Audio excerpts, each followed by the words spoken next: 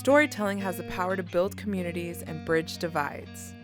Learning about the folks around you is a simple first step. Join us as we connect with our neighbors to hear their stories and explore the ways they bind our community together. We're Mid-Continent Public Library, and it's nice to meet you.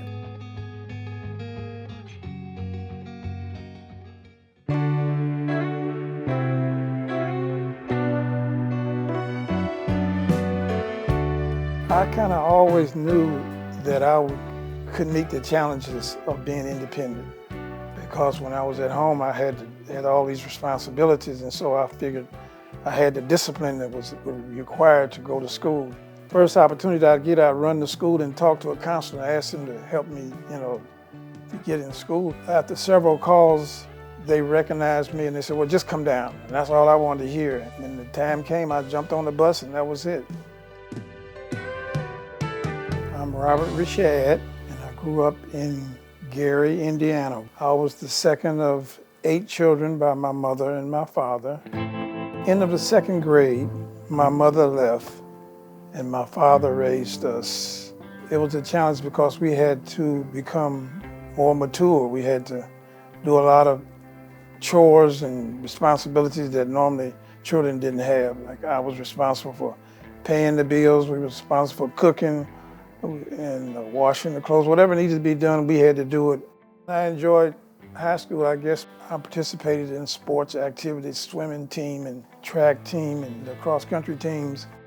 I had no intention of going to college at the time. Gary was one of the steel mill towns in the United States. We had quite a few mills, and mostly people, that's where they worked when they finished school, was go to the mills. And I assumed that would be my profession, going to the mills. The job that my father helped me to get was working in the steel mills, but not for the steel mills. Steel mill would contract companies to come in and reline their furnaces and stoves, and it was very expensive because it was very dangerous.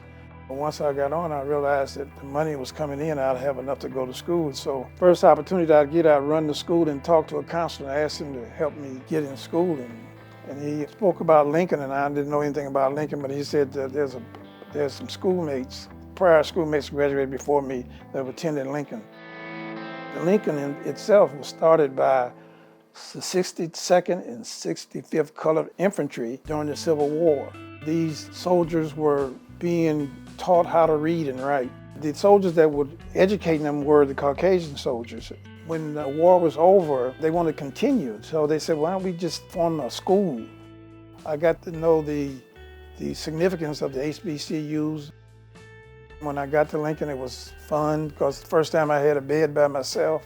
I had 3 meals a day, which I didn't have at home, and so it was just an enjoyable time.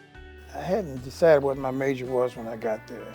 After my first semester, I decided I would go into physical education because I had that experience with track and swimming and cross country, so I figured that's the route I would go.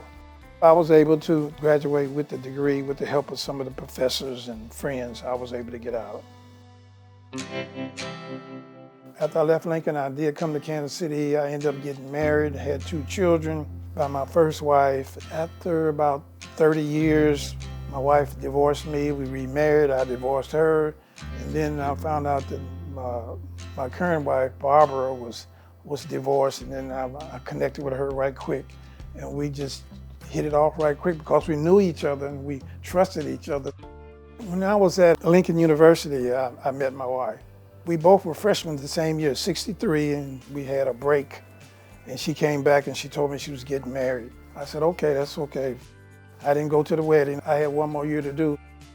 I had an inkling that one day we would get back together, and it came in fruition. And we got married in 2002. And so we've been married 22 years so far. At the time when I got a degree, I went home. I think I applied for a job at home. It didn't work because during that time there was a lot of unrest in the city.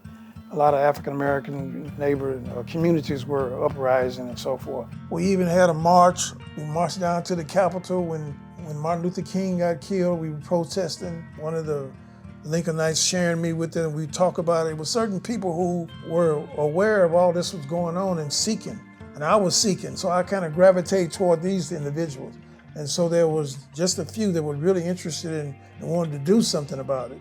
So it impacted me. So when I got out of school, I did the traveling on the East and the West Coast.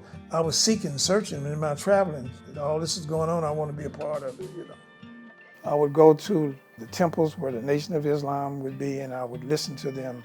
And they made a lot of sense, and so I became a member of the nation at the time. I was in 1971. In 1975, there was a transition made, and I left the nation. It was a point for me where I started to grow and learn and turn inward and try to do some self-improvement instead of pointing the finger and blaming outsiders for the condition we're in and what have you. Here in Kansas City, I'm the president of the Alumni Association for the Lincoln University. Their purpose is to really help the university in recruitment, retention, to help students that may be having challenges, and also generate funds from Kansas City to give to Lincoln University. It is a unifying community or project that can help us come together and do something positive. As I got older, I realized the value of the community life. And then I started to reflect back on the individuals in the community that really helped make me who I am. The elderly had a very important role. Through the years, they had accumulated all this wisdom, this skills and knowledge, and from their experience and background. When I was growing up, they were accessible, the elderly were. We could always sit down, we can always listen to their stories. They would always advise us what to do and what not to do. Now, in contrast today, they have what they call senior living. Instead of seeing the value in these individuals and how they serve as the anchor for the community. So I really like to see that unity in the community, the young and the old, and in between, all working together. I would like my legacy to be that I tried to do the best I could be, and that I worship the Creator, and I just wanted to help the fellow man and leave a good impression on those lives I've touched.